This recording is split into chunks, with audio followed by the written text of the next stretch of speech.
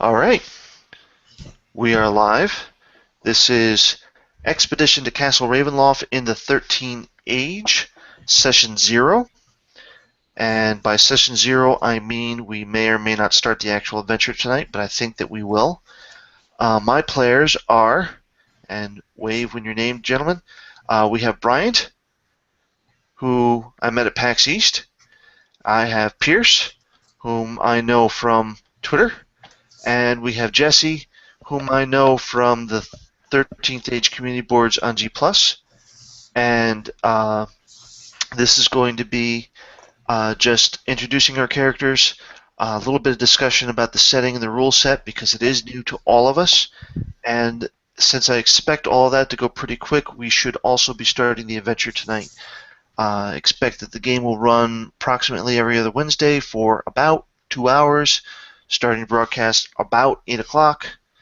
And I think that's everything from me straight up. So who would like to talk about their character first? I guess I will. All right.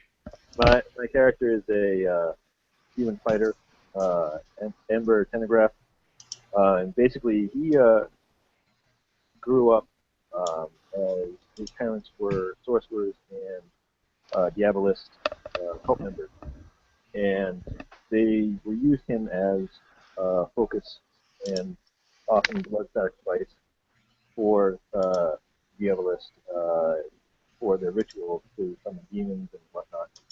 And that kind of messed him up over time.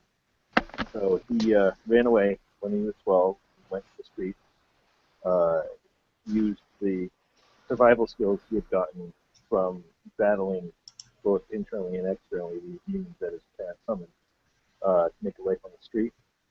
Then, one day he picked a scrap with somebody that was a little too big for him, and he ended up being severely hurt.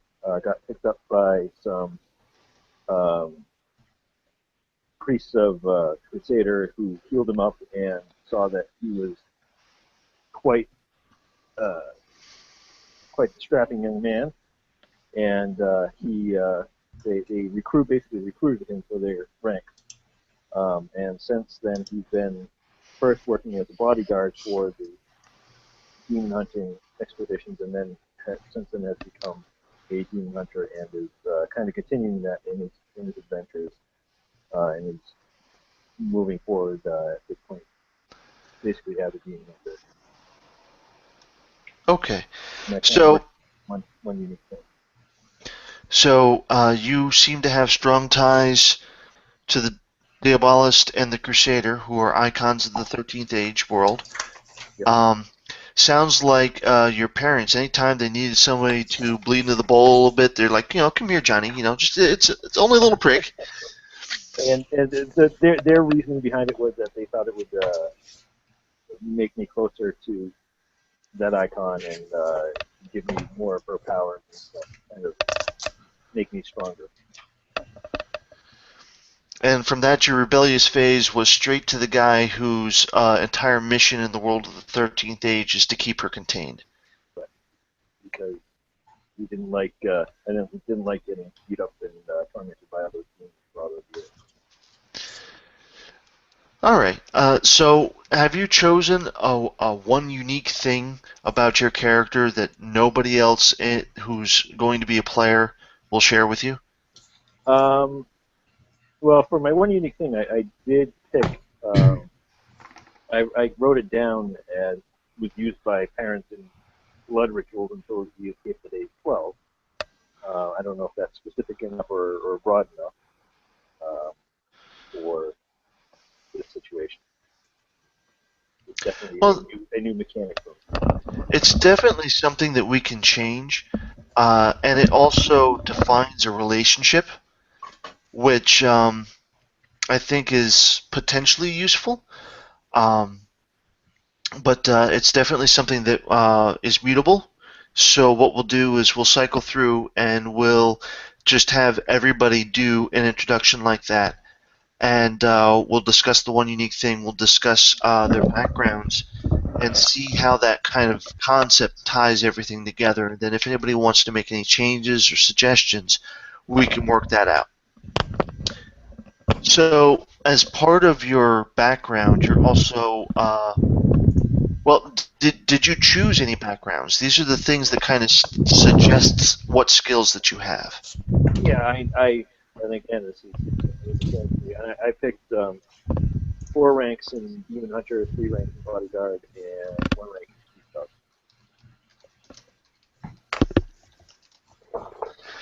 All right. You said bodyguard. And what was the other thing? Bodyguard, Demon Hunter, and Street Dog. All right. So, so you more or less listed professions Yeah. as a broad spade of skills that could come with each. So, what I would like to do is sometime over the first couple of sessions, try and make that a little bit more like your one unique thing. So, like the thing that you chose for your one unique thing that you had been used in rituals as a child, blood rituals, you could actually spin that as a pretty decent background that might explain why you might have knowledge of rituals involved with the Diabolist or lore questioning Diabolist, which would also include demons and I'm just going to call them Hellmouths, and all these other things that would kind of go with that worship. And then when you start talking about your background with the Crusaders priests, maybe you can talk. Maybe you can spin that also as a background. Maybe you were a bodyguard for one of them. Yeah, that's basically what it was. Right. But if you make that part of the background, then when it comes time for me to ask for a skill check or say, does anybody have a background that would lend itself to this situation, that instead of just saying bodyguard and you make it a phrase like you do your one unique thing, then that phrase may suggest other things that come into play. And again, it's something that can always change. Every time that we go up a level, or every time that we go up a level, you'll have an opportunity to shift a point off your background into a different background or into a new one, or to reword your background in such a way that it'll be more useful to you in the gameplay. And that kind of change will happen slowly over time, that you keep shifting the meaning of it a little bit. So you have a way of growing your character beyond just adding +1s when you level up. But you have a really strong idea of who your character is, which is excellent because that's everything that we want these phrases to evoke. So, like I said, if the wording isn't there right now, that's fine because you have a really good idea of it, and we can work on the wording and all that other stuff as we go. Great. From left to right on my hit parade, Jesse's next. Jesse, can you tell us about your character? Yes. Excuse me.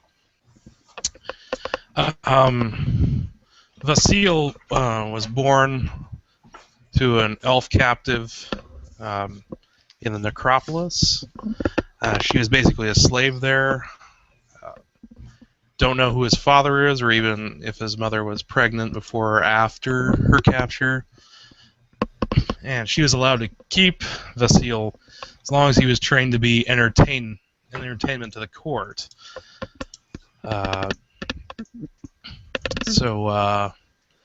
And he turned out to be rather a prodigy at music, entertainment, and even magic, and there was talk about turning him undead so they can keep him around for quite some time. So his mother convinced him that he should perform this great elven tragedy of the Fifth Age. This tragedy was so profound, and his performance was so profound that he made the Lich King shed a tear, which is his one unique thing. He made the Lich King cry. So, with that, he earned his freedom, and he was sad to leave his mother there, doomed to whatever fate, but she convinced him to go and to tell the Elf Queen of what has happened. which he did. And since then, he's been traveling the world looking for adventure. So that's kind of the brief background of him. What did you decide to do for background? My two backgrounds, one is Necropolis Court Troubadour at +4, and Aspiring Hedge Wizard at +4. So the Troubadour is generally going to be like the social skill, the entertainment skill, the music skill, that sort of thing. And the Aspiring Hedge Wizard dealing with things arcane, as well as where to find herbs and that sort of thing. So. And the thing that I like about the Aspiring Hedge Wizard is that it kind of plays into that trope of where the bard is kind of second best at everything. Yeah, and my talents are very much into that. I have Jack of Spells, Spell Singer, and Storyteller, so I have a lot of spells on my repertoire and my list of things to do. So. Very nice. They kind of give you like little bonus low-level stuff or things that were from other classes. Jack of Spells lets me cast a spell of another class, so I took a wizard spell, and I took the feat that lets me use my charisma for it and no cantrips. And Spell Singer is +1 bardic spell, so yeah, I've got a ton of spells for my level. Hopefully Excellent. They'll be useful. Awesome. So, sounds like your relationship with the Lich King is actually somewhat positive, even though he's generally considered to be an evil icon. I took it as conflicted, only because maybe he would sure like to get his hands back on me at some point. So it's kind of a love-hate relationship we have, sort of thing. Yeah, why let that talent go? Just because, exactly. Honor. And to round it out, I took 2 points conflicted with the Elf Queen. Not really a part of her court, but one of her kids in sort of. So again, there's that. Yeah, we help each other, but we're not really seeing eye to eye on things type thing. All right. So, what do the Lich King's tears look like? Because I would have thought that he'd be a pretty dry guy. It was abominable, and everyone else in the court was wise enough to keep their mouth shut about it, because if anyone else would have mentioned anything, he would have probably disintegrated them on the spot. It's less actual tears and more that quivering of the lip as he tries to maintain composure. Who knows? And I certainly won't talk about it, because I value my life as well. Awesome. All right. So you're playing an elf bard. Half elf. Half elf. All right. And that brings us to Pierce. All right. Well, I don't have much in the way of a backstory, just because I wasn't real sure about backgrounds and how they work. So I have more of the mechanic side down. I do have my one unique thing. I'm playing a human cleric, and kind of my shtick was that I wanted him to be kind of like an inquisitor for whatever church or god that he worships. And so his name's kind of is Inquisitor Heinrich. And so for the one unique thing that I'm thinking about is that he's the Grand Inquisitor of the Temple of the Blazing Sun. And so his domains are healing, strength, and the Sun domain. Now, based off of those, I don't really. I've read over the icons. I don't really, I guess, get how they work either. So. Well, the idea behind icons, so far as I understand it, and I'm a little conflicted in how I might use them in the game so far, is that this is a tool for interjecting elements into the game, perhaps at random or just as a handy excuse. The icons themselves are not necessarily gods, although they could be played that way if gods are very active in a particular campaign.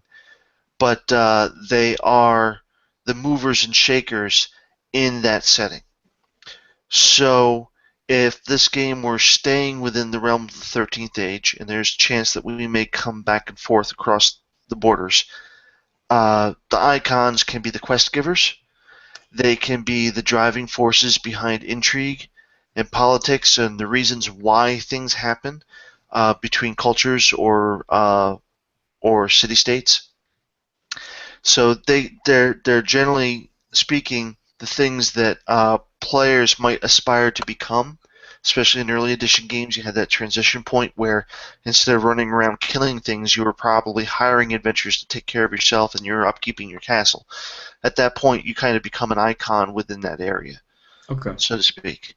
In that regard, when you look at Ravenloft as a setting, it's very Strahd would be an icon in and of himself. So in you know flailing here, but magical items tend to have connections to icons, or they're from a previous age sort of thing. And so often, what would happen is that you have these relationship dice. That you have 3 of them that you can assign to different icons, or even multiples to the same. And when the situation warrants it, or what they recommend in the book is at the beginning of a session, you can roll your relationship dice for that particular icon. And a 6 gets you something positive, no strings attached. A 5 gets you something positive with a hook or a complication. And so that can be used, again, introduce plots, give the reason why behind things, use them like action points. Hey, my relationship with so-and-so should have an effect on how this is playing out here. Okay, roll your relationship dice. And then we'll see what that is. So it's more of an idea generator, and I don't know how much I'm going to use them. I'm going to try to use them because it's part of the 13th age. This is me trying something new. But it's definitely something that we can work out as we go along and decide together how it is that we want to use these things, or if we want to use them. Okay. Well, just based on being an inquisitor and being something of a zealot to this Temple of the Blazing Sun, which icons do you feel would be, I guess, fitting? Like looking over them right now in front of me, like maybe the Great Gold Worm would potentially be a positive one, since he says that it's the one, like the inspiration for protectors and holy orders and stuff like that. Exactly, yes. And then also, to a lesser degree, you might consider the priestess. Okay. Because, as the short description reads here, she hears all the gods of light and speaks for those who please her. She is part oracle, part mystic, and part metaphysical engineer. She's created the cathedral, which is an ever-expanding temple with rooms or entire wings devoted to the faiths that she favors. Okay. And she's kind of a part of, let's say, the cabinet of the Dragon Emperor, who runs the empire from wherein you start.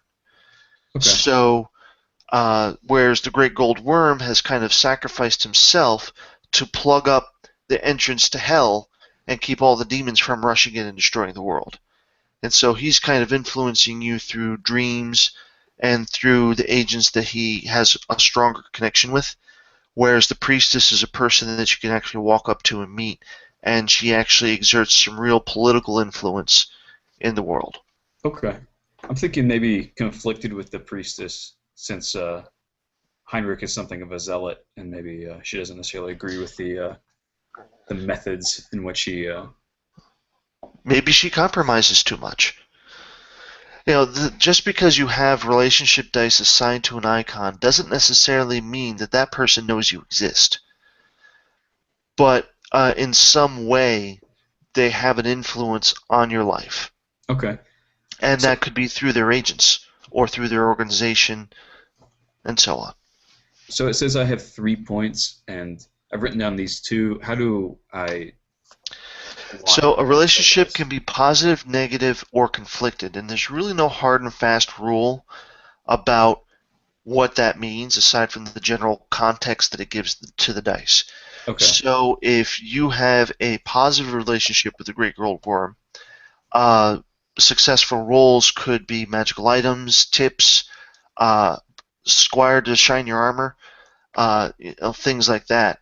If you have a negative relationship with him, maybe a tip instead of being, oh, hey, go here, there's an adventure that will do me some good. You could instead have, I know this chink in his organization, Okay. in the worm's organization, or this thing can hurt him, and it's somehow to your benefit.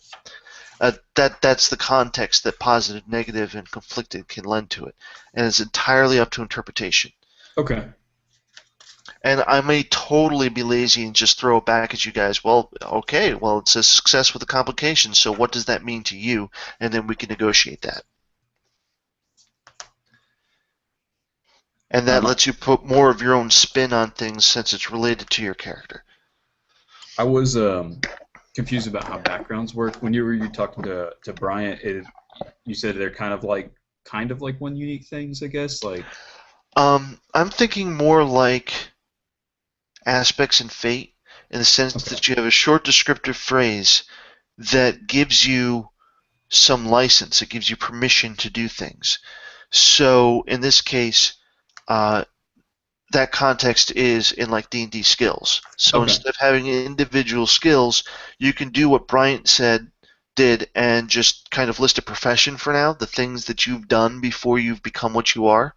okay, And then later on, if instead of saying bodyguard, you say bodyguard to the priest, to one of the Crusaders' priests, then that might suggest an adventure. It might suggest something more about your past than, oh, hey, I've got bodyguard skills. And those can be story hooks or excuses to do things beyond a simple skill. The difference between that and a one unique thing is that you're the only person that gets the benefit of that one unique thing. okay. And the So points that allotted to that is like the modifier for your D20 roll, basically. for the backgrounds, yes, Okay, exactly. okay, So it'll be your background, whatever relevant ability modifier, which can change depending on what we're trying to do. So multiple ability modifiers can apply to a single background. It's all situational. And then your level. okay. All right. So we got a little bit into mechanics there, a little heavier than I thought. Not a bad thing. That's what we're doing. That's why we're doing session 0. Did any of you guys have thoughts about each other's characters? Something that may have sounded like a hook for why you're adventuring with each other, or suggest an attitude that you should have towards each other that might be played out during the game?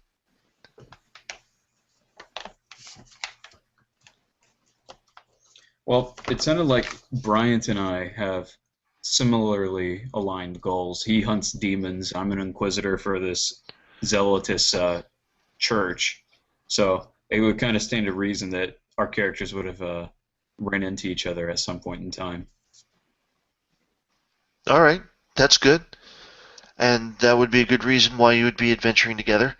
Brian, do you have anything that you might want to build on that?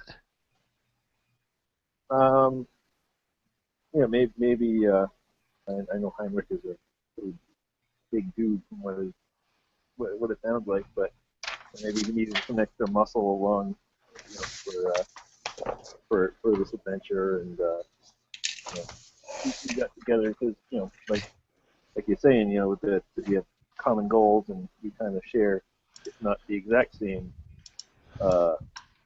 goals, kind of the same worldview, that there's a lot of evil out there that needs to get stopped from violence. Do you think that it might work out that Jesse's Bard may have hired you for protection? That would work too. Yeah, I'm thinking that a nice way of cementing this is that Jesse's Bard, with all the education and formal education and training that he would have, because I always think of bards as very educated people, I kind of see him, or his character rather, as the leader of the group, and that whenever talking that needs to be done, he's obviously the person to do it. So maybe he's the face for the group. Anybody who hires you guys or brings missions to you, he's the one that negotiates it. He's the one that does all the talking, even if you guys are the secret, the people actually in charge. In that case, you will play the role of a protector, and certainly he might need it from time to time. But he's that way it gives him a function that's important to both of you because for whatever reason that's something that you guys don't handle very well, particularly with Mr. Zealot over there, judging people. And I think that my character might be handy to Jesse's character, Jesse's Bard, that because of my street smarts and growing up, basically growing up in the back alleys and dirty hallways, whereas his character kind of more grew up in courtly scenes and things who have, granted it was quarter Lich King, but still a little bit higher class than the gutter trash that I was. What you wouldn't have given to be in that situation, even if it was the Lich King. How does all that sound to you, Jesse? You got anything a spin you want to put on this? I don't mind being face to everyone's Hannibal and BA, so put the red stripe on the van and go. All right.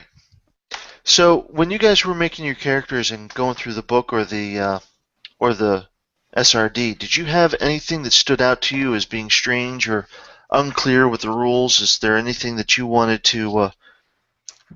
to explore real quick before we get going? I just want to make sure that I'm reading this right. It's so let's say a longsword does 1d8 damage, and we're level 4, so it does 48 damage. Is that correct? That's right. Okay. I was really confused by that. Yeah, the 4th edition. I think everybody here has played 4th edition.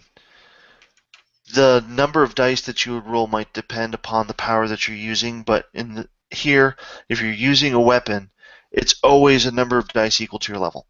Okay. Spells have a specific number, but then, and this is something that came up when you guys were exploring character creation before the session, the spells, you lose access to lower level versions of them as you go, and you just start memorizing higher level versions in their place, which usually means more dice.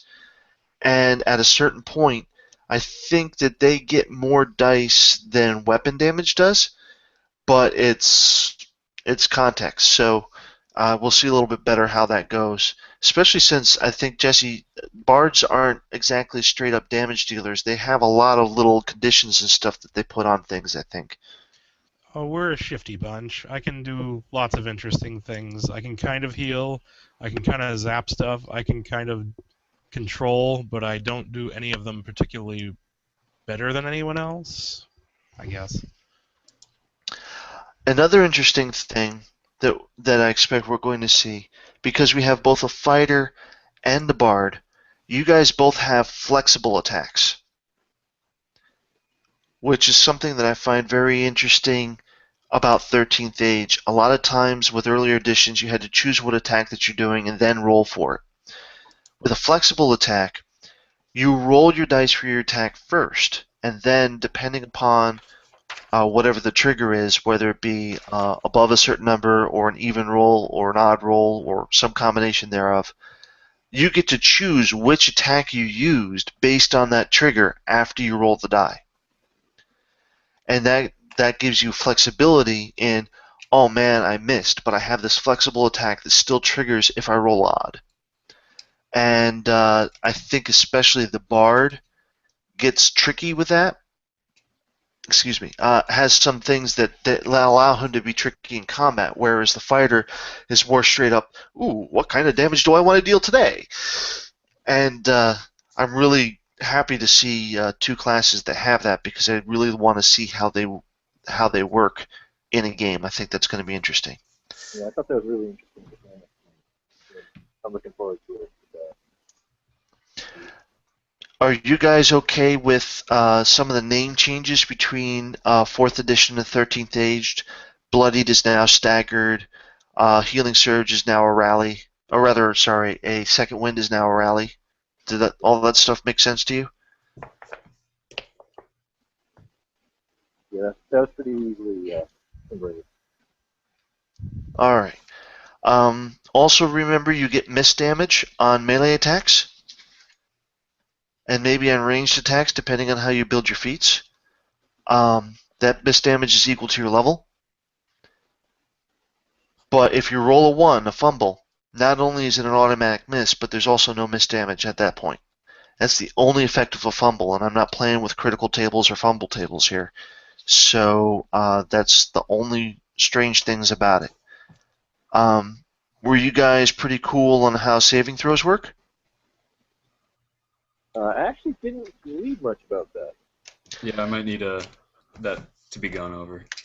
All right. Well, first, one big change from 4th edition to here is that in 4th edition, if you had an ongoing damage effect, it happened at the beginning of your turn. Now it happens at the end of your turn. So Okay. you'll have your action to try and do something about it. At the end of your turn, immediately after the ongoing damage, you get to make a saving throw for that effect. And then also for every effect that's not damaged but still can do a saving throw. There's some things that might ask for a saving throw up front.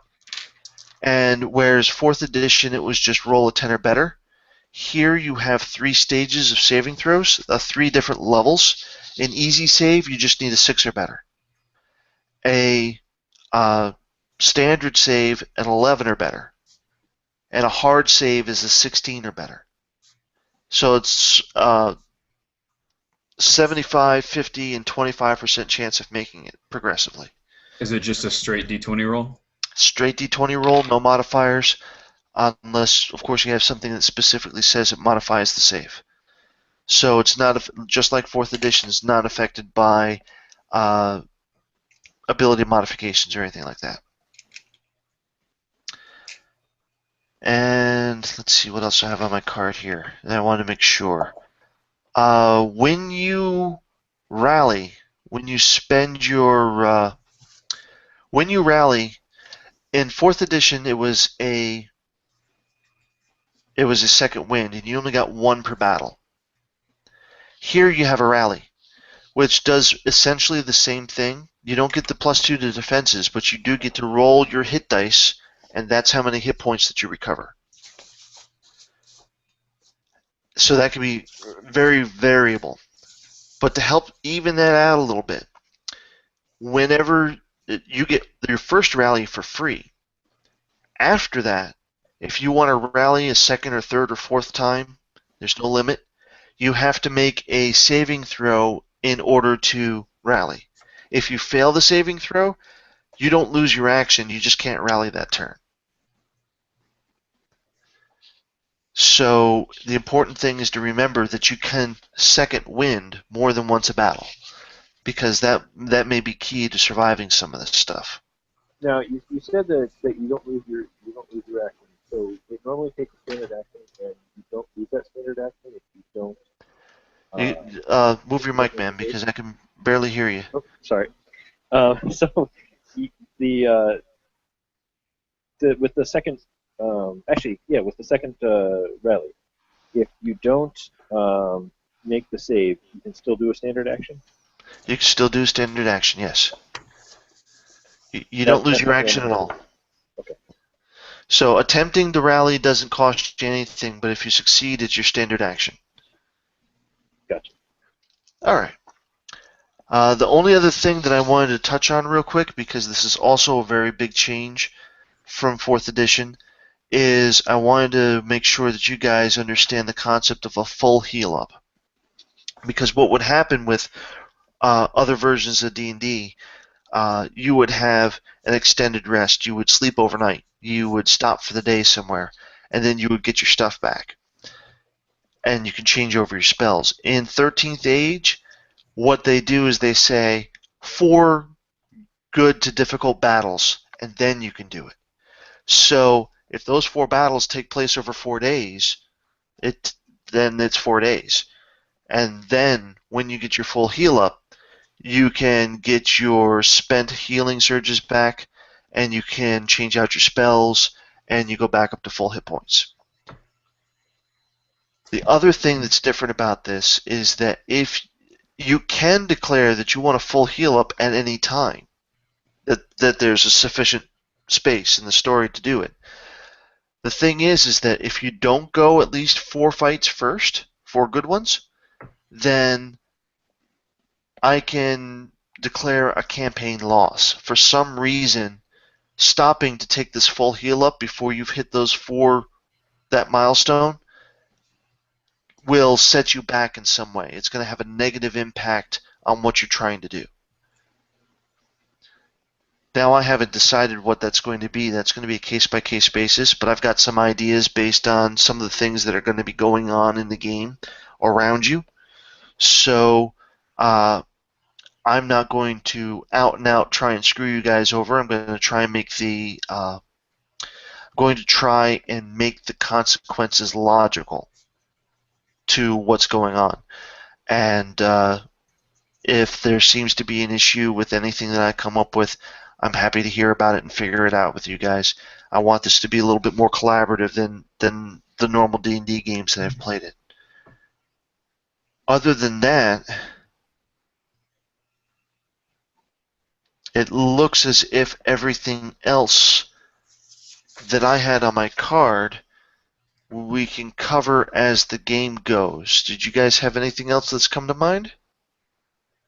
I was completely confused with the magic item, but we can go over that in a minute. Oh yes, no, we should talk about that quickly first, because I think I told you guys you could have up to 2 magic items each.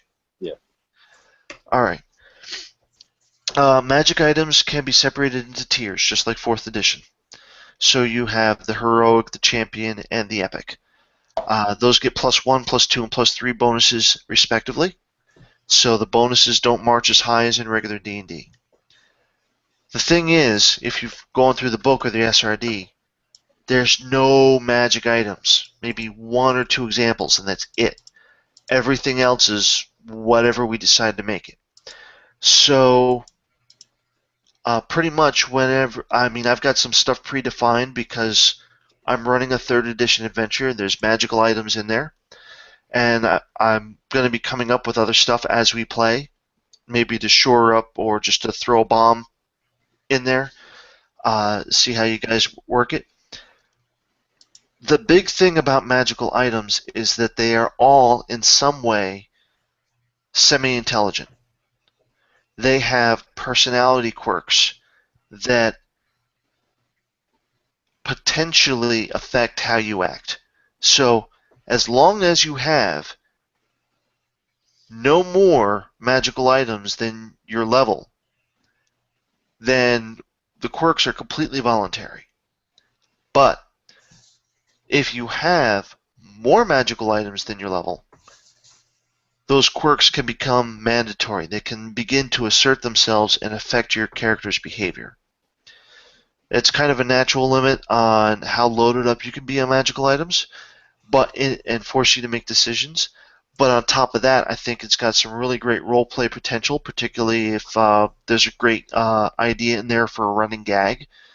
So any of the stuff that I put out there, I'm going to try and give suggestions for quirks and stuff. But this is another area where you guys can feel free to step up and say, I think it'd be really cool to have an item that does this, or I think it would be really cool if your item had that quirk. And then we can just kind of run with that and build it around the story that we're telling about your characters. Does that help a little bit? Does that make things a little...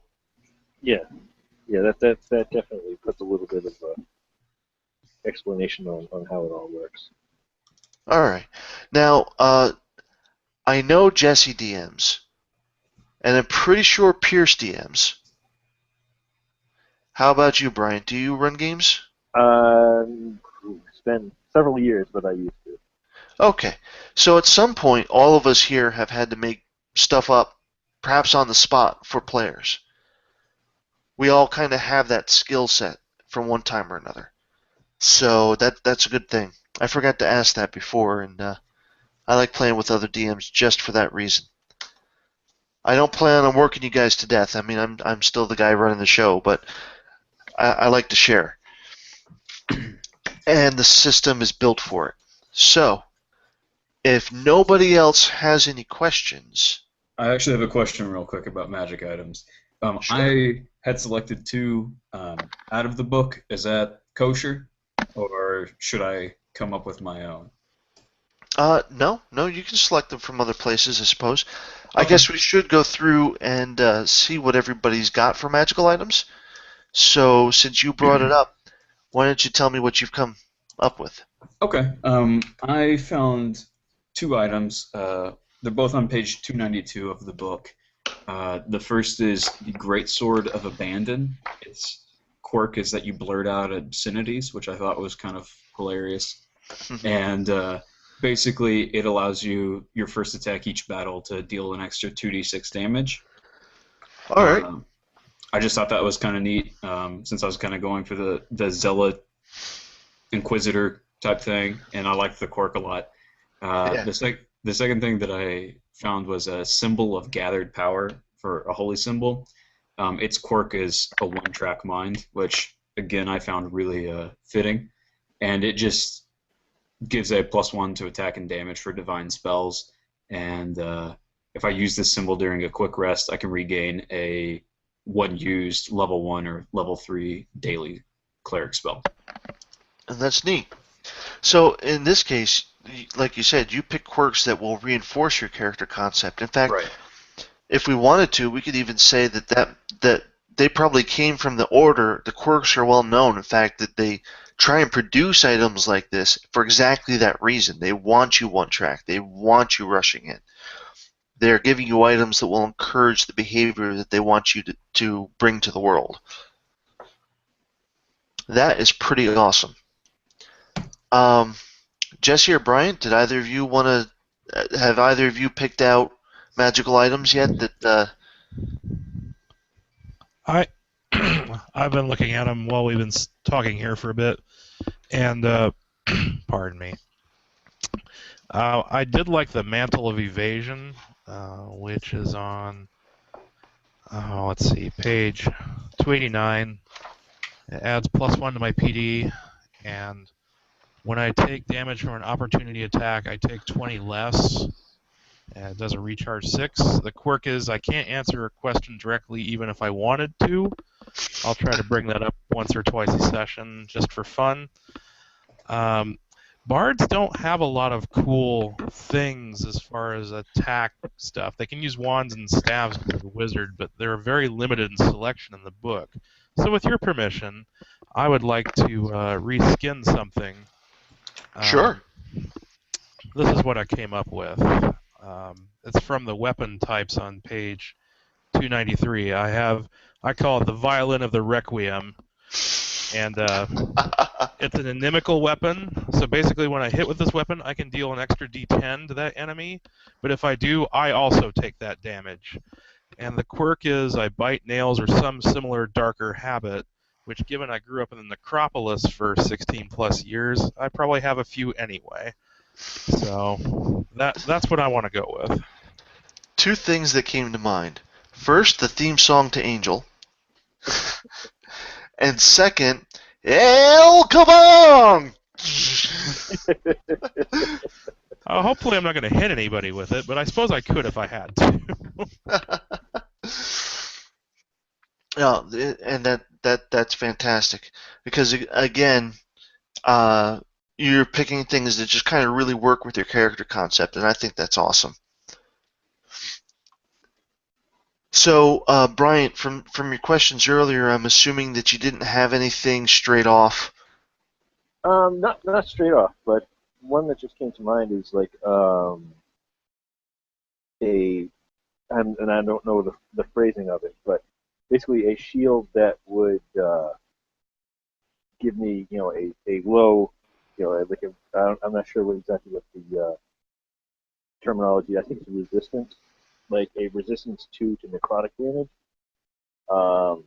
And from my years of demon hunting, it's been kind of the shield has increased in this power, and it's given this like necrotic resistance. And the quirk that I thought of was that my next meal after every battle tastes like rotten flesh.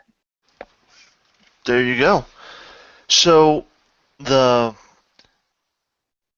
The quirk is really awesome, especially if it drives you to behavior like, man, I can't eat, and that could lead to consequences. Um, so I like that. It's giving you necrotic resistance is a good idea. Two things. I would probably, at some point after the session or in between, uh, maybe come up with a really interesting visual device for it. I feel like this shield should be something that makes a statement, and maybe that's tied to the necrotic resistance. Are you? Do you know how resistance works in 13th Age? Not fully. Okay. So if you have resistance to something, you take half damage from it, unless the attack roll rolls above a certain number. And anytime that I refer to an attack roll rolling a certain number, whether it be a flexible attack or resistance or anything else, we're talking about the natural unmodified roll. So a low resistance would probably be they just have to roll a 12 or better in order to deal full damage. And then I think it goes up to 16 and then 18. So if they had a resistance of 18, they'd have to roll an 18, 19, or 20 to deal full damage to you, and all the other attacks, if they hit, deal half. Alright. So at the moment, because we're starting at 4th level, I would be cool with that being normal resistance to where they need to roll a 12 or better. Okay. Especially if you come up with a really neat visual for the shield, or a story behind it as to why it kind of drinks in this energy, and kind of make that another opportunity that we can use to tell stories about your character. Okay. That sounds good. All right. And I hadn't come up with a second one yet. I didn't have that. That's fine. If you want to have it to be a +1 item of some sort, you can just go ahead and add that +1 to the appropriate defense or attack now, and then we can work on what the magic actually does and the quirk is later. You can take time outside of the session for that. Okay. And feel free, guys, if you see magical items in other sword and sorcery, D&D style fantasy, feel free to reskin some of that or to bring some of those ideas in. There's no reason why, especially in a game so derived already from Dungeons & Dragons, there's no reason why we can't reuse some of that material. It's just that there's so much out there that, and I own so few books by design.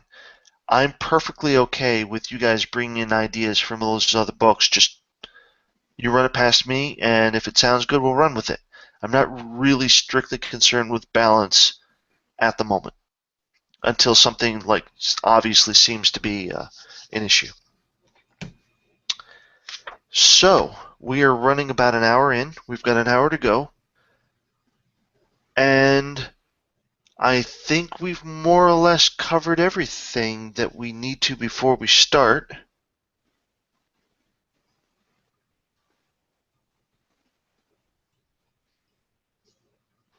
Right. Okay. Oh, and while we're talking about resistance, immunity only gives immunity to non-magical damage. That's something to remember. So if you are immune to fire, you're immune to normal fire, and magical fire will still hurt you regularly.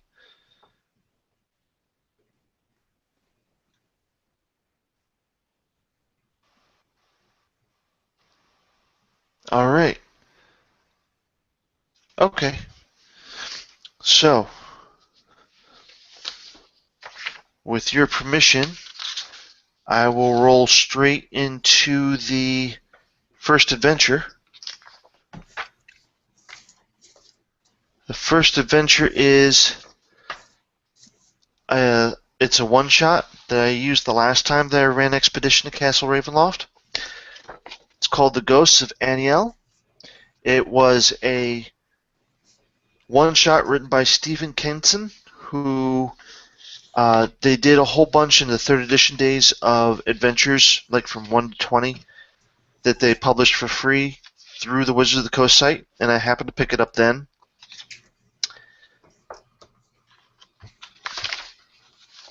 And so the Dragon Empire, first, did everybody actually buy the book?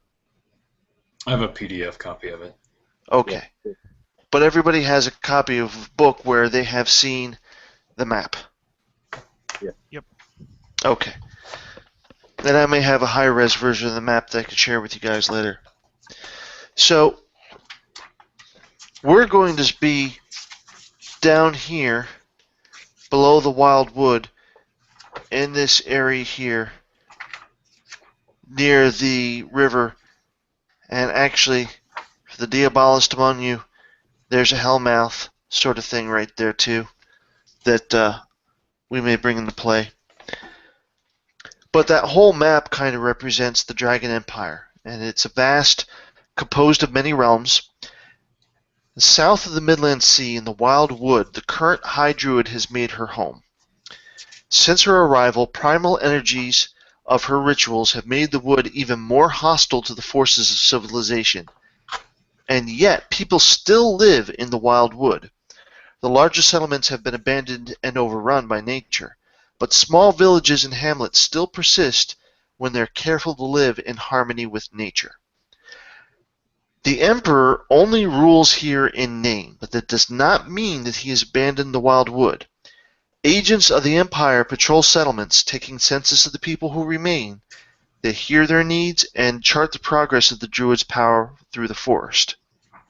So, if you will, a situation where the High Druid, who's been known to set up shop in previous incarnations all over the world, this time has chosen that southern reach of the Dragon Empire, putting herself in direct contention with the Dragon Emperor for this particular area of land, which she chose because it is the least civilized, the most given over to nature to begin with. And so there's not a lot of resources there for the Dragon Emperor to really assert his ownership over that region. But rather than abandon it entirely, he has agents active in that area, so the people who choose to remain still have some contact with agents of the Empire, that they might consider themselves still part of the Empire despite the Druid's presence. You are one such band of adventurers, and your next stop is the elven hamlet of Aniel. And the rumor from the nearby settlements that you're in is that the entire population of Aniel disappeared, and that the hamlet itself is now haunted by their spirits. So it's not going to take you, there's no particular challenge at this point for reaching Aniel, but if you have anything that you want to do before you go there, we can take care of that now. About how long ago was it that that these rumors started? Supposedly it started with a couple of woodcutters that were working near Aniel. They stop in, visit the elves that are there. Maybe it's too late to walk all the way back, that sort of thing. And so a couple of weeks ago, these woodcutters came back and said there was nobody there, everything looked abandoned, like they just left, and we stayed overnight and had all these dreams of being haunted by the spirits of the people who used to live there. Is it common knowledge that the current incarnation of the druid has moved in to this area? Oh yeah, Okay. it's a big thing that people have abandoned their larger towns and villages in here because the woods themselves became too hostile towards large settlements, large bastions of civilization, Okay. that they weren't able to keep themselves supplied. Do people seem to think that the High Druid is behind the disappearance, or are they thinking that, or are they just not sure what happened? The general idea is that as the druid consolidates, she brings in other druids, they perform rituals, they're shoring up and empowering nature. It's not that they see druids running around harassing people and chasing them with sickles or whatever they do. It's that the woods themselves just seem to turn against them. Trees fall and block roads. The animals are stronger, faster, smarter. They don't fall for the snares and traps. They're much harder to bring in a hunt. Maybe some of the foraging doesn't bring back as much food. The axes dull faster. There's just a general resistance to civilization and the civilizing forces of large numbers of people that make it very difficult, if not impossible, to live there in any large capacity. And the general idea is that that's exactly what the High Druid wants. That's what she's aiming for with these rituals, a resurgence of nature over civilization.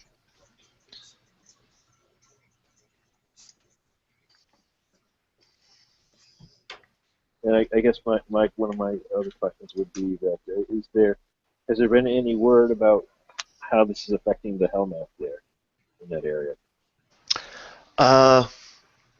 While it's known that there's a Hellmouth there, not much is known about it. It's not really been one. It's not really part of the information that you were given in the region. So you know that there's one kind of around, and you may actually have some information. Actually, if anybody had information about it, you might because of your connection with some of the Crusaders' people. So if that's something that you feel that you want to explore, we don't necessarily have to cover it in the time we have left this session. But afterwards, okay, if you have any ideas of something that you want to throw my way regarding that, definitely let me know in the community, and we'll see if we can get something going with that. Sure. All right. Does anybody else want to take advantage of this space before we go into Aniel? All right. I'm ready. Okay. So,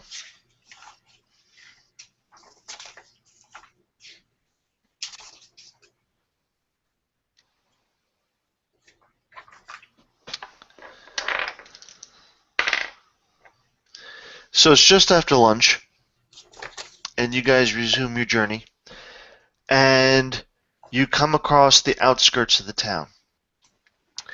And it's really strange at first because a lot of the settlements and everything that you've seen up to this point, everybody's been building at ground level.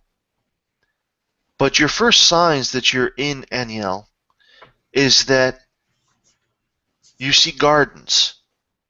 You see actual tended gardens, vegetables, beets, squash, flower gardens, and then you have these elegant wood-carved staircases that circle around the massive tree trunks, going up 30, 40 feet before you come to a platform where these elevated living spaces have been created above the floor of the forest.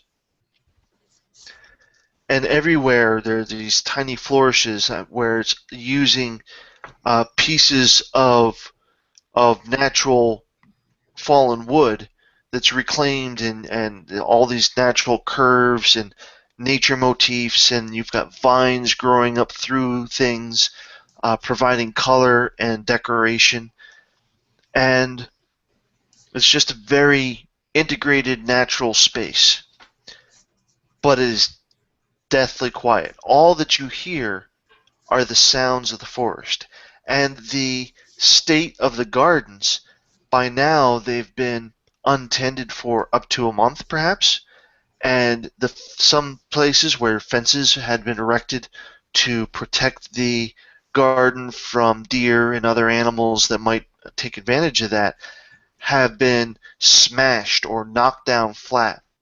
A lot of the gardens have been trampled, their fruits half eaten, and a couple of them they're really dug up and made muddy, like something's very large has been wallowing there.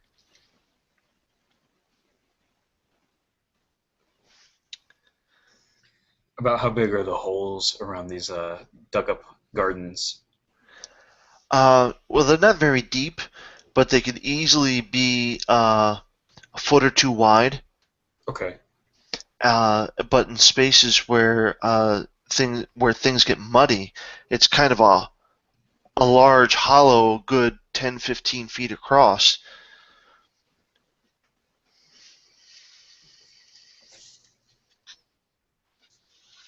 Are there any tracks leading up to these large muddy swaths, or is it just?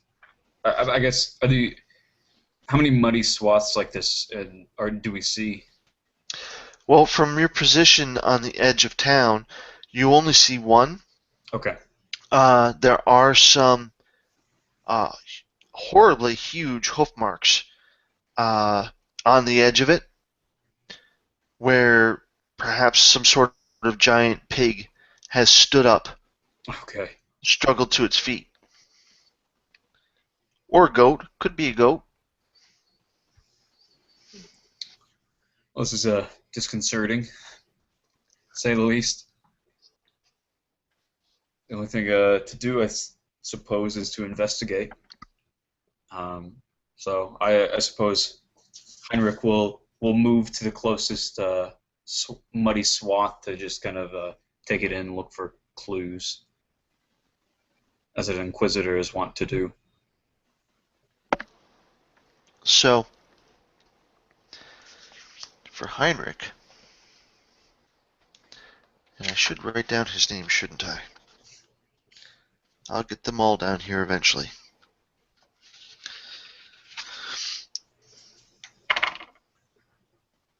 Alright, so background, I know we had Grand Inquisitor, but you had more than one background? No, that was my one unique thing, was Grand Inquisitor Oh, of the sorry. Temple of the Blazing Sun. And for backgrounds, I came up with I didn't know how to word it, so I just have it written down as like intel slash spy slash torturer, for lack of a better word. But basically, he does. I've been watching a lot of spy movies lately, so he's kind of the. I can't think of the word for it, but He's like an interrogator. yeah, basically. And then for another background, I have studied the gods and myth. Another is studied history, and another is a trained medic. That's what I have for my backgrounds.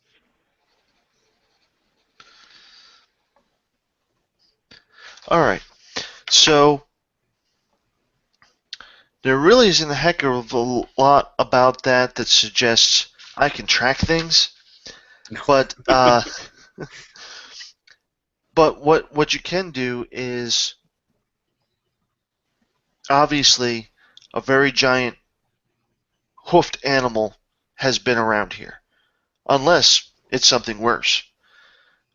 So you can't really tell how long it's been. I mean, the area looks pretty well used.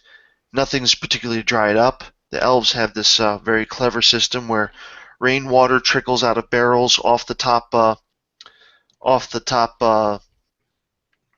the living level, and it comes down through gutters at a very slow rate. And they kind of are uh, irrigating. So there's always a certain amount of moisture down there, especially closer to the tree where the hollow is. So, I mean, these tracks could have been made any time since the last time there was a big rain. And they still look fresh. What can you do? But one thing you do manage as you're looking around is that you notice that none of the staircases leading up have any gates, and that you don't see any footprints for elves or anyone else around. Any large animals and stuff, the only thing that you see is the giant pig, and only really where it's muddy. Everything else is kind of packed down pretty hard for Okay. tracks. I'll wave So, my colleagues over then.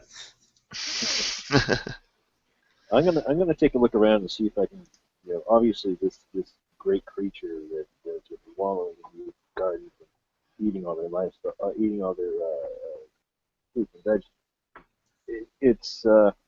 It may be natural, but it seems out of place. So I'm gonna take a look around and see if I can find any. I'm used to looking for summoning rituals and demon summoning rituals, which I'm sure is very different than the natural rituals that will probably brought this massive beast into this place. But I'm going to take a look around and see if I can see anything that looks like it might be related to rituals or things like that. Well, as you wander through the hamlet of Aniel, you do find what appears to be a freshly dug grave. Does it look like it was naturally, that there's just a naturally, somebody died and they put them in the grave, or does it look like there's any sort of any special rites have been cast over, or if there's any symbolism around it that I may recognize? Well, there are some old flower arrangements that seem to have been there for a long time. They too have been knocked down and somewhat trampled. There's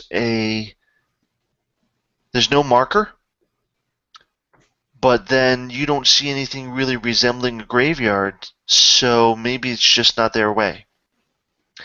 But the earth here has definitely been dug up sometime. It hasn't been long enough for it to compact down with weather or to be covered enough with the detritus of a forest to conceal it against the background of everything else.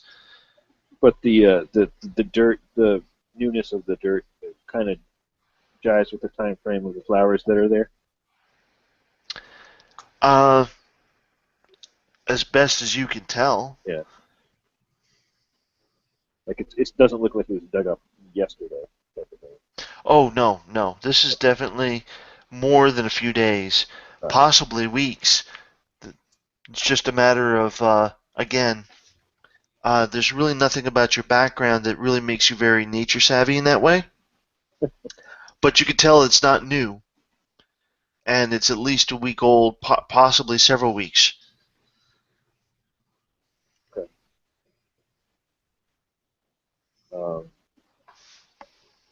Does it look like the grave was done in accordance with any of the known gods?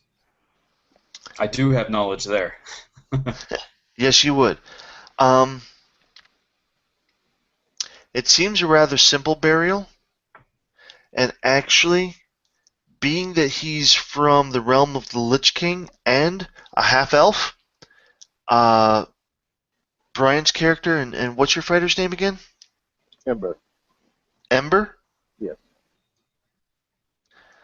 Ember's probably picked up a great deal about funerary rites of different races, being that he probably has lived among and dealt with a great number of undead. Well, my character's background is with the Diablo. Oh, I'm sorry. I'm thinking about Jesse's character, the Bard. Jesse Bard has the Lich King background. Yeah. So he may have the greater knowledge out of the three of you of actual funerary rites. Heinrich probably puts people in the ground, but not in quite the same way that Jesse's familiar with. Jesse, what's the name of your bard again? My name is Vasile. Vasile. I'm going to spell it the same as Facile, but a V instead of an F. That's how I'm going to remember it. Close enough. So, All right. Does it look like there's is this typical elfy stuff? and I do say elfy stuff. I don't know. Does this look very typical from what I'm used to with my limited exposure to elfy stuff? Well, one thing that stood out to you about your knowledge of elfin burial rituals, and the reason why it stands out is because it's a complete contrast to the majority of cultures that have come through Lich King's court, is that the elves don't use any embalming. They don't do any preservative to the corpse. Maybe, at most, a ritual to prevent decomposition for a few days while arrangements are made and everything. But from what you know, however elaborate the ceremony, the dressing of the body and the actual burial are themselves very simple.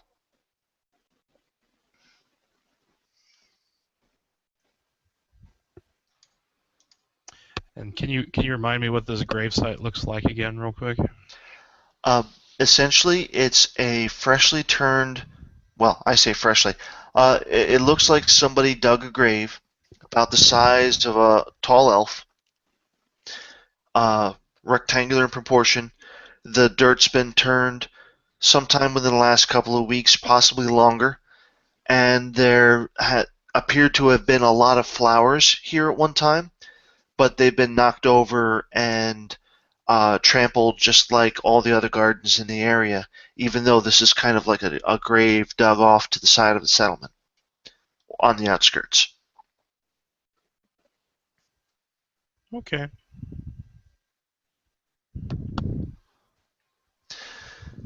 So that answers Heinrich's question as to the quality or the nature of the burial. Obviously, at least one elf died here.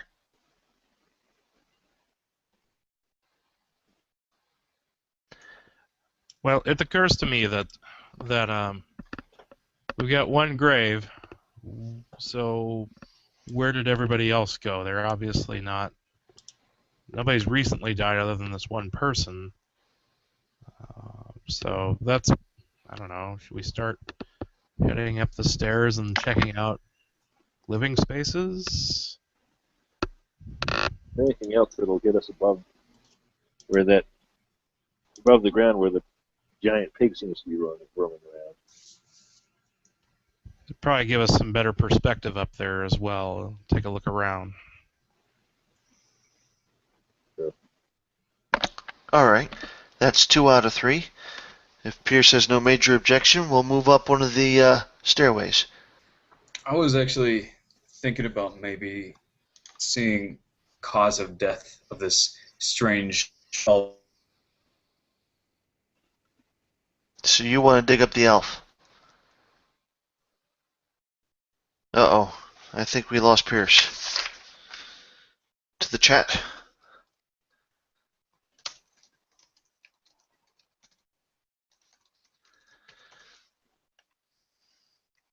All right, well, while he recovers, process of elimination, I think we're going to move on up. So, any particular criteria for deciding where to ascend? I would say let's go up what seems to be a central stairway, a larger, more well-used stairway than but obviously not going way out of our way to find one. It's kind of the biggest one around. That would be my suggestion. All right, that works. So, going. I was just asking if that was good with Vasile. One stairwell is good as any. Perhaps the main one should be fine. All right. While there isn't what one would call, well, yes, actually there would be. So when you go towards the center of the hamlet, there is a much wider staircase. It's about, I don't know, 8 to 10 feet wide, and it spirals up into what is a very large platform that spans a couple of trees. Hello again. Welcome back. By process of elimination, we're going up. Okay, works. So there is in the center of the hamlet a staircase about 8 or 10 feet wide that spirals up into a very large platform that spans several trees. It's kind of like a public common space. And above that, a narrower staircase on one of the outer trees for the platform goes up to a much more ornate and well-crafted home than all the smaller structures that you see around you. Most of the stuff on the level of this platform appear to be shops, but beyond that, you can see what might be residences. And, excuse me, but above all of that, even, you have, if it's not any larger than some of these residences, it is certainly crafted on the level of mansion quality, like some sort of nobility might live there.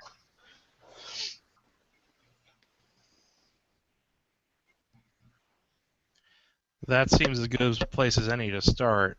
Would others disagree? Do any of these residences look like they have? I mean, I'm assuming since this is an elven community that they're very free. Are there doors or barricades or anything of the like? Yes, despite despite being a small, close-knit community, there's still doors and shutters and such against inclement weather. Okay. Things get bad here just like anywhere else.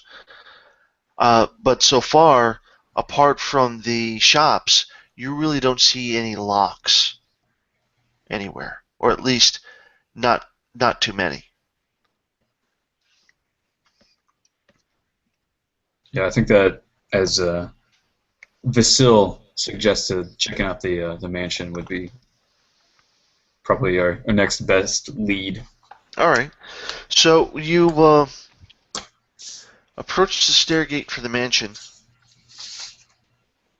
and there's no barrier there, but you hear a scritching noise. And since we don't have skills, there's no real perception thing, but I will say that anybody can choose a background that seems to lend itself to listening for trouble and roll to see if you can discern anything more about this noise that I'm describing. So that's a 20-sided die plus your background bonus for whichever background that you feel is more appropriate. Perhaps the bard has a really good ear for things that are not natural, or the bodyguard is just extra alert in uncertain situations, that sort of thing. I think I'll follow the D&D convention that perception is usually wisdom bonus. So if you have a wisdom modifier, you can add that, and your level modifier. And whenever you've got your result, just let me know. I have a whopping 11. I'm too busy humming a tune in my head to pay attention to much else. I got a 15. All right. Bryant? I got a 7. I'm completely out of my depths here and up in these trees. All right. So, Heinrich, the sound of this scritching appears to be coming from beneath your feet. Okay. Hey guys, there's something beneath us. All right. Well, That's usually not good. no. It's either No. somebody's in trouble or there's something under there that I wants. have a question. I have a question about like where we actually are. Are we on the ground, or have we made it to? I guess one of the staircases, to one of the platforms, or? I'm sorry, I should have been more clear about that. You actually went up that wide staircase to this Okay. community platform area. Okay, so we're hearing something underneath us, like in the wood, I guess. It sounds like it could be underneath the platform, Okay. but the platform is huge because it spans a few different. These trees are not small. Okay. So you think about the end of episode 6 of Star Wars. The Ewoks had that huge common area that was elevated. I'm thinking something like that, perhaps a little bit bigger, especially if you've played the what was it? The Star Wars Commando game, where they had something similar for the fights down Shuriwook. You had these huge wooden platforms that basically created big common spaces like you would see cobblestoned areas in cities, in old cities. They were just that big.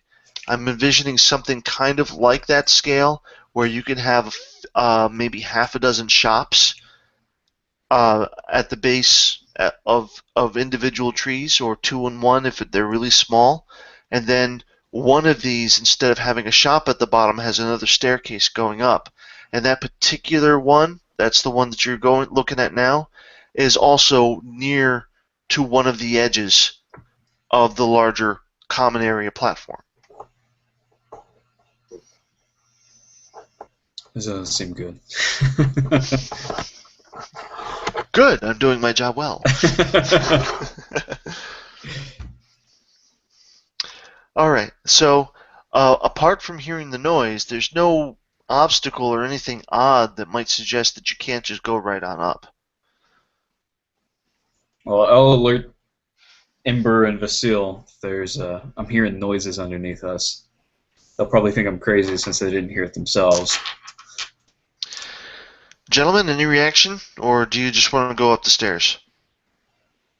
Does it sound like something big? Otherwise, let's just ignore it for now. It's like a chittering, scratching noise.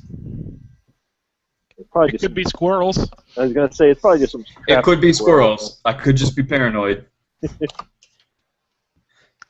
places are best to do with squirrels, so probably just that. Yeah, they are lousy with them. You know, I was down in Virginia once, Williamsburg, Colonial Williamsburg. There were squirrels there the size of small dogs. And they had no fear of people because they got fed all the time. And they would actually follow you around like a hungry cat starving for love. And it was scary. Scary stuff. Dire squirrels. They're bigger than some dogs I've seen. Totally could see that happening in an elf settlement. So it seems like you guys aren't too concerned at the moment. So I'm going to say that you guys ascend to this well-appointed building, and on the front door you see painted, you see inscribed on the door a mark. It's the letter R in Elvish, but it shimmers with a dim light.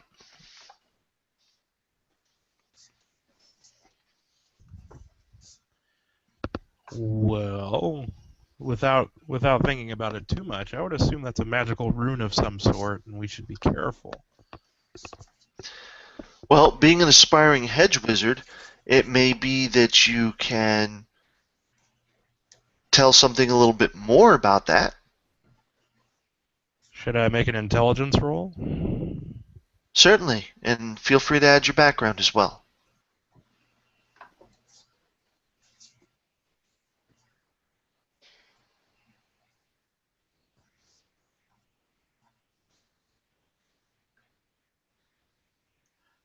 With modifiers, I got a 20. All right. Kind of like a forehead smack. Well, of course, it's just like a wizard's mark. That's exactly what it is. And this has been permanently inscribed on the door. And you've seen this sort of thing happen from time to time. This could be the mark of a fairly accomplished wizard who just feels like making something decorative. So this could actually be like the initial or an indication of the name of the person who owns this place. Normally they wouldn't cast something so frivolous for other people. It's definitely something that the owner of the residence had done for themselves.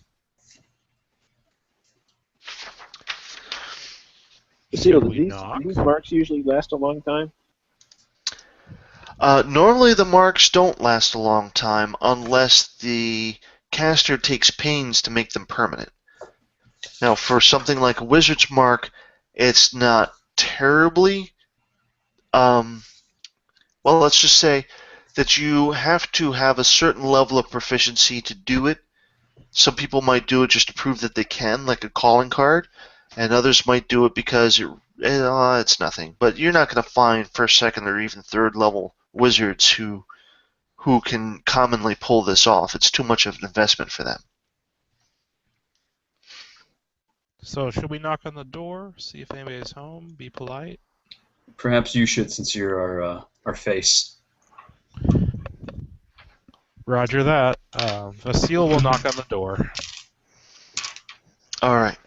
When you knock on the door, you hear chiming from within the building. In fact, the chiming doesn't seem to be localized. It's as if a small chime has gone off in every room of the house at once. Ah, so it's like a doorbell. Okay.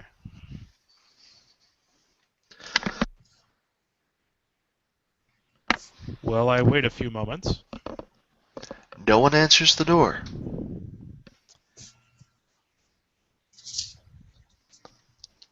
Oh. Do we want to try and go in, guys, or do we want to check to see if the door's unlocked? I will let someone bigger and stronger than me first check to see if the door is locked. And then I have magical ways of dealing with it if it is locked. I think that if this wizard is willing to mark his affluence and power and then show off with chiming sounds, that we'll probably find more, magical swimmers and the like within his house. So, yeah, this place might be a tad dangerous. He probably is somebody important, though.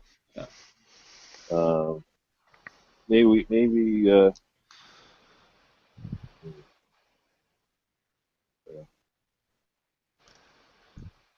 So are you saying we should move elsewhere and try someplace else?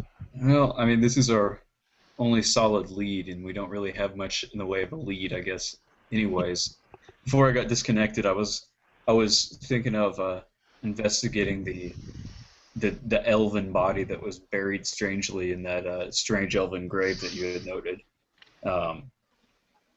As macabre as that sounds, but Sounds like another Tuesday to me. That's what you want to do. I mean, I guess those are our two leads: either investigating the crazy wizard's mansion, or desecrating a grave.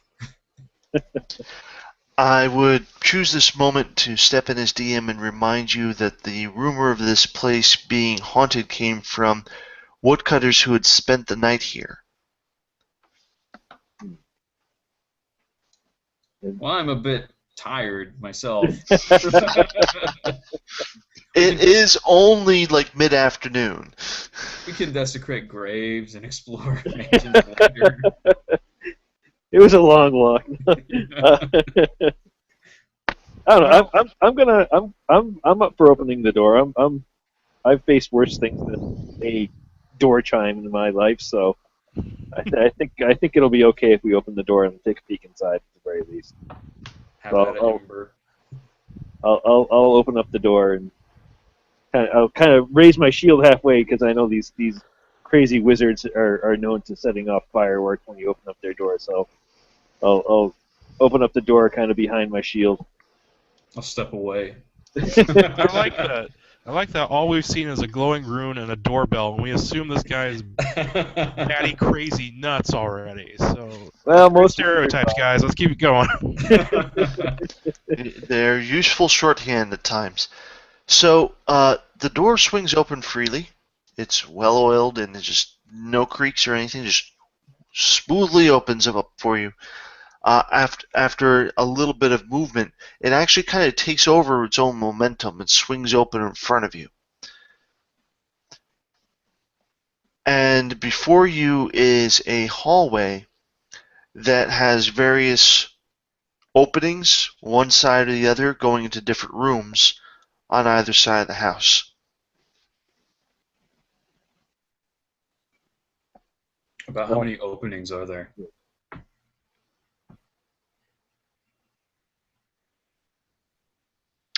You can see 4. 4?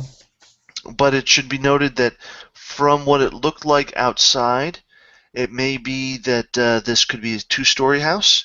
And at the end of the hallway, in fact, you can see the suggestions of, because it's kind of dark in here, you can see the suggestions of a staircase that might curve to follow the house to go up to another level. I will cast a light cantrip so we can have a better look around here. All right. And light is. So it looks like this place has been closed up. It might have been shuttered. Yes, the windows were shuttered, and all the doors have been closed. It looks like somebody was expecting for this place not to be in use for a little while. But then on the other hand, as you start poking around, you find the pantry, and it's stocked.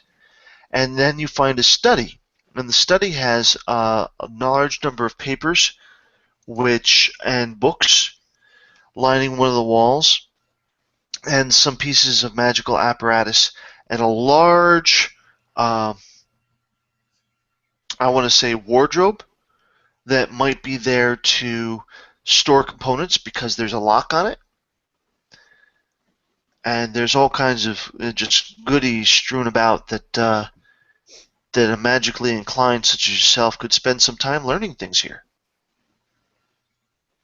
Well, that probably means that the residents here weren't driven out by normal means, because they probably would have come in here and stolen everything of any sort of value. Because that's just how people work. Right. Well, that's one way of looking at it. As you look around, you get a sense that the person that lived here lived alone. Nope, strike that. There is, when you follow the stairway up, it's actually not enough room up there on the second floor to be entirely another level the same size as this one. It narrows somewhat, and you see there's a storage section, but then there's also a section where it looks like somebody else was living in a cramped space. And you see a few more books, not quite as many. You see more magical notes and a few other pieces of apparatus, but it's all kind of very compact, and the handwriting is a different hand. So it may be that the wizard that lived here had an apprentice. And again, Heinrich hears that scritching noise. Does it sound louder or just about as faint? It sounds just about as faint and just about as close. Okay, I'll once again pass this on to my esteemed colleagues, Ember and Vasile. Guys, I'm hearing that noise again. From under us? Yeah. This time it sounds a little bit more like it's coming on the other side of the wall, what would be an exterior wall. It's coming from outside. That way. I motion towards one of the exterior walls. Are there any windows on that wall that are there? I can poke my head out and look. There is a window on the wall, as a matter of fact. All right, Is I'll it boarded up? Yeah. Well, it's shuttered, yes. I'll if nobody has any objections, I'm gonna take a look out there and see exactly how big this dire squirrel is. Well, it's your head, so. Yeah, Hudson, why don't you lift your head above the ceiling and see what's or out the window and see what's out there? I'm sure it's nothing horrible. or Hicks or whichever. Pick a Marine. All right. Curiosity gets the better of Ember. So, he walks over to the window, and this not being a main floor, the window is more like a round porthole with a appropriately small shutter that kind of open up as half circles. So you unlatch it, you open it up, and there's no glass in this window, so you just stick your head out, and as you do, make a perception roll.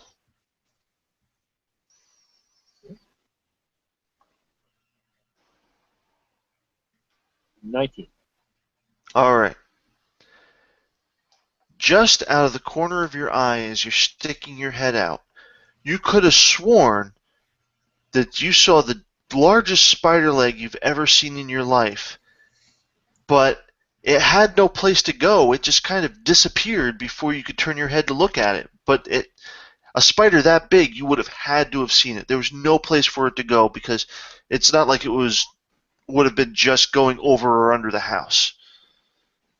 Guys, there's a big friggin' spider outside. This ain't no squirrel. You're the one who said it was a squirrel, man. No, I believe I started us down that horrible path. I feel a little bit misguided. Well, it's with all these elves, it's kind of reasonable, but that might explain why these if there's an infestation of spiders, maybe that drove out all these elves. You know, that could be part of the high druids' effects on the area. I suggest we maybe shutter this window again. Yeah, I'm gonna shut. Even though I doubt that the spider can make it through the window, I'm gonna shutter it anyway. All right. So you close and throw the latch on it again, and this room is now safely sealed. So, we're coming up on 10 o'clock. I want to call that it for tonight, but when we come back, we'll be diving right into the game. If you guys have any questions about your characters or the rules at this point, I encourage you to post them to the community so we can sort that out.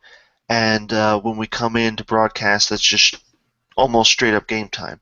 I'll still answer questions and stuff as we go, but just trying to, get stuff out of the way and move it along. And reading the notes on the side.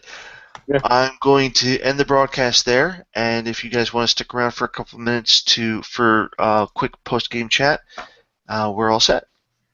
So thank you, and thanks to those who actually are tuning in to watch this.